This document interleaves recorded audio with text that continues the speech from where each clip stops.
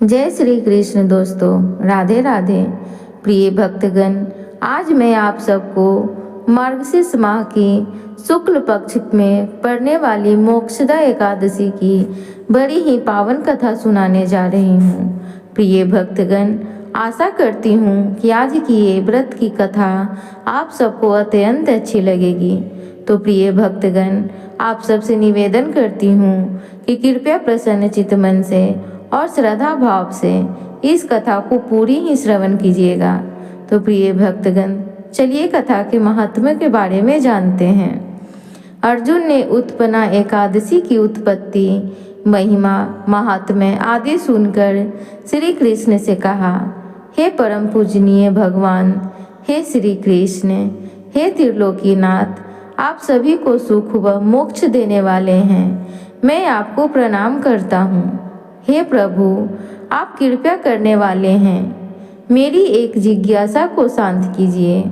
भगवान श्री कृष्ण ने कहा, हे अर्जुन, जो कुछ भी जानना चाहते हो निर्भय होकर कहो, मैं अवश्य ही तुम्हारी जिज्ञासा को शांत करूँगा।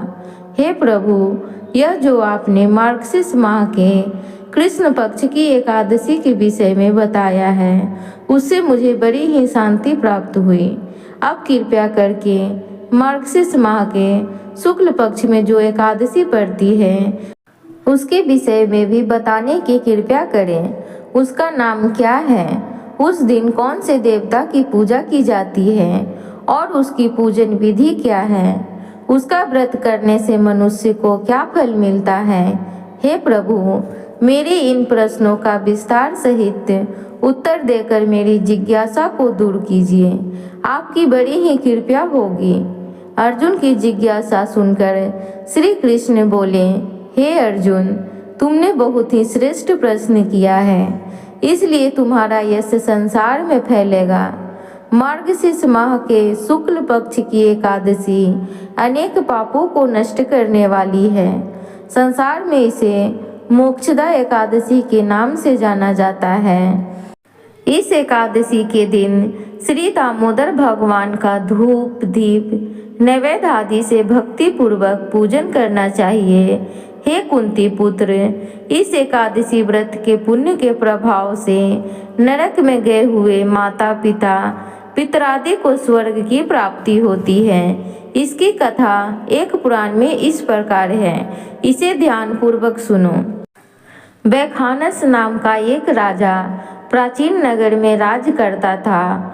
उसके राज्य में चारों वेदों के ज्ञाता ब्राह्मण रहते थे।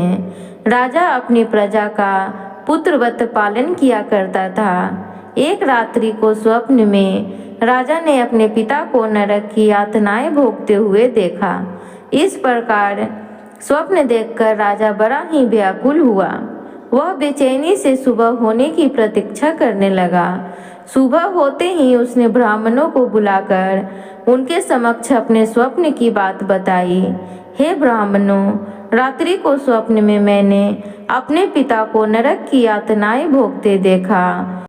उन्होंने मुझसे कहा है कि हे पुत्र, मैं घोर नरक भोग रहा हूँ, मेरी यहाँ से मुक्ति कराओ। जब से मैंने उनका यह वचन सुना है, तब से मुझे चैन नहीं है। मुझे अब राज्य, सुख, ऐश्वर्य, हाथी घोड़े, धन, स्त्री, पुत्र आदि कुछ भी सुखदायक प्रतीत नहीं हो रहा है। अब मैं क्या करूं, कहाँ जाऊं? इस दुख के कारण मेरा शरीर तप रहा है। आप लोग मुझे किसी प्रकार का तप, दान, व्रत आदि बताएं, जिससे मेरे पिता को मुक्ति प्राप्त हो। यदि मैंने अपने पिता को नरक की यातनाओं से मुक्त कराने के लिए प्रयास नहीं किए तो मेरा जीवन निरर्थक है। जिसके पिता नरक की यातनाएं भोग रहे हों, उस व्यक्ति को इस धरती पर सुख भोगने का कोई अधिकार नहीं है। हे ब्राह्मण देव, मुझे शीघ्र ही इसका कोई उपाय बताने की कृपया करें। राजा के आंतरिक दुख की पीड़ा को सुनकर ब्राह्मणों ने आपस में विचार विमर्श किया। फिर एकदम एक मत होकर बोले, राजन, वर्तमान, भूत और भविष्य के ज्ञाता पर्वत नाम के एक मुनि हैं। वे यहाँ से अधिक दूर नहीं हैं। आप अपने यह व्यथा उनसे जाकर कहें, वे अवश्य ही इसका कोई सरल उपाय आपको बता देंगे। ब्राह्मणों की बात मान राजा मुनि के आश्रम पर गए। आश्रम में अनेक शांति चित्त योगी और मुनि तपस्या कर रहे थे। चारों वेदों के ज्ञाता पर्वत मुनि दूसरे ब्रह्मा के समान बैठे जान पड़ रहे थे। राजा ने उन्हें दंडवत प्रणाम किया तथा अपने परिचय दिया। पर्वत मुनि ने राजा से कुशल क्षेम पूछी। तब राजा ने बताया, हे मुनिवर, आपकी कृपा से मेरे राज्य में सब कुशल है, किंतु मेरे समक्ष अकस्मात ही एक ऐसी समस्या खड़ी हुई है जिससे मेरा हृदय बड़ा ही अशांत हो रहा है। फिर राजा ने मुनि को व्यथित हृदय से रात में देखे गए स्वप्न की पूरी बात बताई और फिर दुखी स्वर में बोला, हे महर्षि, अब आप कृपया कर मेरा मार्गदर्शन करें कि ऐसे मुझे क्या करना चाहिए, कैसे मैं अपने पिता को नरक की यातनाओं से मुक्ति दिलाऊं। राजा की बात पर्वत मुनि ने गंभीरता पूर्वक सुनी। फिर नेत्र बंद कर भूत और भविष्य पर विचार करने लगे। कुछ देर गंभीरता पूर्वक चिंतन करने के बाद उन्होंने कहा, हे राजन, मैंने अपने योग बल के द्वारा तुम्हारे पिता के सभी कुकर्मों का ज्ञान प्राप्त कर लिया है। उन्होंने पूर्व जन्म में अपनी पत्नी में भेदभाव किया था। अपनी बड़ी रानी के कहने में आकर उन्होंने अपनी दूसरी पत्नी को ऋतुदान मांगने पर भी नहीं दिया था। उसी पाप कर्म के फल से तुम्हारा पिता नरक में गया है। यह जानकर वैखानस ने याचना भरे स्वर में कहा, हे ऋषिवर, मेरे पिता के उद्धार का आप कोई उपाय बताने की कृपा करें। किस प्रकार वे इस पाप से मुक्त होंगे। इस पर पर्वत मुनि बोले, हे राजन, मार्गशीर्ष मास के शुक्ल पक्ष में जो एकादशी होती है उसे मोक्षदा एकादशी कहते हैं। यह मोक्ष प्रदान करने वाली है। आप इस मोक्षदा एकादशी का व्रत करें और उस व्रत के पुण्य को संकल्प करके अपने पिता को अर्पित कर दें। एकादशी के पुण्य प्रभाव से अवश्य ही आपके पिता की मुक्ति होगी। पर्वत मुनि के वचनों को सुनकर राजा अपने राज्य को लौट आया और परिवार सहित मोक्षदा एकादशी का विधि पूर्वक व्रत किया। इस व्रत के पुण्य को राजा ने अपने पिता को अर्पित कर दिया। इस पुण्य के प्रभाव से राजा के पिता को सहज ही मुक्ति मिल गई। स्वर्ग को प्रस्थान करते हुए राजा के पिता ने कहा, हे पुत्र, तेरा कल्याण हो। इतना कहकर राजा के पिता ने स्वर्ग को प्रस्थान किया। हे पांडु पुत्र, जो मनुष्य मार्गशीर्ष माह के शुक्ल पक्ष की एकादशी का उपवास करते हैं उनके सभी पाप नष्ट हो जाते हैं और अंत में वे स्वर्गलोक को प्राप्त करते हैं। इस उपवास से उत्तम और मोक्ष प्रदान करने वाला कोई दूसरा व्रत नहीं है। इस कथा को सुनने व पढ़ने से अनंत फल की प्राप्ति होती है। यह उपवास मोक्ष प्रदान करने वाला चिंतामणि के समान है, जिससे उपवास करने वाले की सभी मनोकामनाएं पूर्ण होती है। हे अर्जुन, प्रत्येक मनुष्य की प्रबल इच्छा होती है कि वह मोक्ष प्राप्त करे। मोक्ष की इच्छा करने वालों के लिए मोक्षदा एकादशी का यह उपवास अति महत्वपूर्ण है। पिता के प्रति पुत्र के दायित्व का इस कथा से श्रेष्ठ दूसरा कोई कथा नहीं है।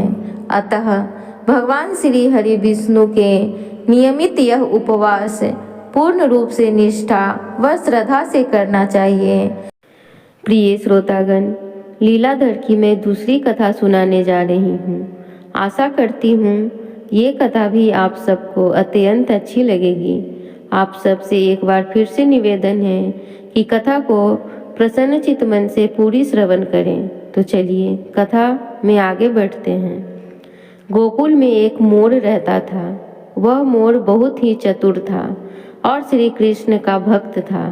वह श्री कृष्ण की कृपा पाना चाहता था, इसके लिए उस मोर ने एक युक्ति सोची। वह श्री कृष्ण के द्वार पर जा पहुंचा। जब भी श्री कृष्ण द्वार के अंदर बाहर आते जाते तो उनके द्वार पर बैठा वह मोर एक भजन गाता।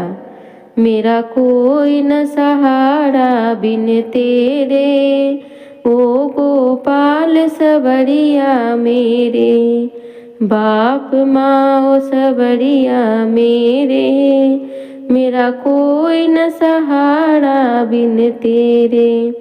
इस प्रकार प्रतिदिन वह यही गुनगुनाता रहता। एक दिन हो गया, 2 दिन हो गए, इसी तरह पूरी 1 साल व्यतीत हो गया, परंतु श्री कृष्ण जी ने उसकी एक न सुनी। एक दिन दुखी होकर मोर रोने लगा। तभी वहाँ एक मैना उड़ती हुई जा रही थी। उसने मोर को रोता हुआ देखा तो बहुत अचंभित हुई। वह अचंभित इसलिए नहीं थी कि मोर रो रहा था, वह अचंभित इसलिए थी कि वह मोर श्री कृष्ण के द्वार पर रो रहा था। मैना मोर के पास गई और उसके रोने का कारण पूछा। वह मोर से बोली, हे मोर, तू क्यों रोता है? तब मोर ने बताया कि पिछले 1 वर्ष से मैं इस छलिए को रिझा रहा हूँ, परंतु इसने आज तक मुझे पानी भी नहीं पिलाया। यह सुनकर मैना बोली, मैं श्री राधे के बरसाना से आई हूँ, तू मेरे साथ वहीं चल।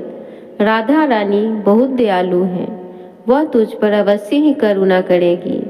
मोर ने मैना की बात से सहमति जताई और दोनों उड़ चले बरसाने की ओर और उड़ते उड़ते बरसाने पहुँच गए। राधा रानी के द्वार पर पहुँचकर मैना ने गाना शुरू किया। श्री राधे राधे राधे बरसाने वाली राधे। परंतु मोर तो बरसाने में आकर भी यही दोहरा रहा था कि मेरा कोई न सहारा बिन तेरे, गोपाल सवरिया मेरे, माँ बाप सवरिया तू मेरे, मेरा कोई न सहारा बिन तेरे। जब राधा रानी जी ने ये सुना तो वह दौड़ी चली आई और प्रेम से मोर को गले लगा लिया और मोर से पूछा कि तू कहाँ से आया है? तब मोर बोला, जय हो राधा रानी, आज तक सुना था कि तुम करुणामयी हो और आज देख भी लिया। राधा रानी बोली, वह कैसे? तब मोर बोला, मैं पिछले 1 वर्ष से द्वार पर कृष्ण नाम की धुन गाता रहा हूँ, किंतु श्री कृष्ण जी ने मेरी सुनना तो दूर कभी मुझको थोड़ा सा पानी भी नहीं पिलाया। तब राधा रानी बोली, अरे नहीं, मेरे कृष्ण ऐसे नहीं हैं, तुम एक बार फिर से वहीं जाओ, किंतु इस बार कृष्ण कृष्ण नहीं, राधे राधे नाम रटना। मोर ने राधा रानी की बात मान ली और लौटकर गोकुल वापस आ गया। फिर से कृष्ण के द्वार पर पहुंचा और इस बार रटने लगा, जय राधे राधे राधे बरसाने वाली राधे। जब श्री कृष्ण ने ये सुना तो भागते हुए आए और उन्होंने मोर को प्रेम से गले लगा लिया। मोर को गले लगाने के बाद श्री कृष्ण ने बोला, हे मोर, तू कहाँ से आया है? यह सुनकर मोर बोला, वाह रे छलिए, जब 1 वर्ष से तेरे नाम की रट लगा रहा था तो कभी पानी तक नहीं पूछा, और आज जब राधा राधा बोला तो भागता हुआ आ गया। श्री कृष्ण बोले, अरे बातों में मत उलझा, पूरी बात बता। तब मोर बोला, मैं पिछले 1 वर्ष से आपके नाम का रट लगा रहा हूँ, किंतु आपने कभी ध्यान नहीं दिया तो बरसाने चला गया। इस प्रकार मोर ने समस्त वृतांत कृष्ण जी को सुनकर सुनाया। तब श्री कृष्ण जी बोले, मैंने तुझको कभी पानी नहीं पिलाया, यह मैंने पाप किया है, और तूने राधा का नाम लिया है, यह तेरा सौभाग्य है। इसलिए मैं तुझको वरदान देता हूँ कि जब तक ये सृष्टि रहेगी तेरा पंख सदैव मेरे शीश पर विराजमान रहेगा, और जो भी भक्त राधा का नाम लेगा वो भी सदा मेरे शीश पर रहेगा। अतः श्री कृष्ण के भक्त प्रेमियों, यदि श्री कृष्ण का सानिध्य चाहिए तो प्रेम से कहिए राधे राधे। प्रिय भक्तगण, उम्मीद है आज की कथा आप सबको अच्छी लगी हो, तो कृपया करके चैनल को सब्सक्राइब करें, वीडियो को लाइक करें, कमेंट बॉक्स में राधे राधे जरूर लिखें। धन्यवाद।